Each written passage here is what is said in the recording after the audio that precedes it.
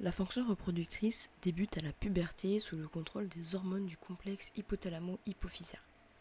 Il faut savoir que l'activité est continue chez l'homme mais est cyclique chez la femme. On va commencer par s'intéresser au complexe hypothalamo-hypophysaire lui-même. Juste ici, on aperçoit donc l'hypothalamus avec du coup des corps cellulaires qui sont présents qui vont sécréter des neurohormones comme la GnRH. Juste ici, on aperçoit la tige pituitaire, puis ensuite l'hypophyse, qui lui est constitué de deux parties, l'antéhypophyse dans la partie avant et la neurohypophyse dans la partie arrière. Dans cette antéhypophyse, nous retrouvons des cellules endocrines. Ces cellules endocrines vont être capables de, par l'action de la GnRH, sécréter des gonadostimulines comme la FSH et la LH. Finalement, la GnRH est une neurohormone qui va être produite par les corps cellulaires de l'hypothalamus pour être finalement déversée dans le système porte arrivant jusqu'à l'antéhypophyse, activer alors les cellules endocrines pour augmenter la sécrétion de FSH et de LH. Cette FSH et cette LH vont passer dans le sang pour aller rejoindre du coup les testicules. On va beaucoup en entendre parler, mais qu'est-ce que veut dire FSH et LH ? FSH veut dire hormone folliculostimulante.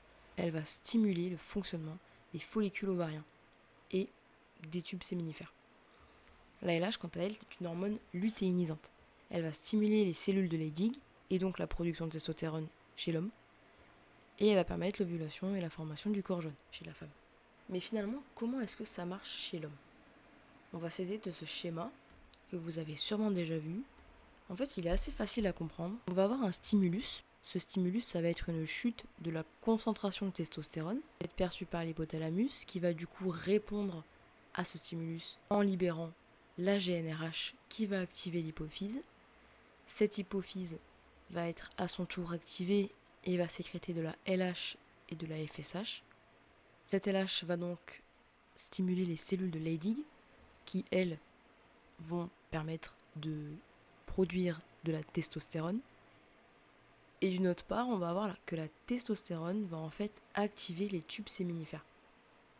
On remarque ici en rouge que l'on va avoir des rétrocontrôles négatifs. Finalement, dès que la testostérone va atteindre une concentration qui est plus intéressante, on va arrêter de produire de la LH, de la FSH et aussi on va arrêter de produire la GnRH. C'est un peu comme un interrupteur, on va appuyer sur off dès que tout est réglé.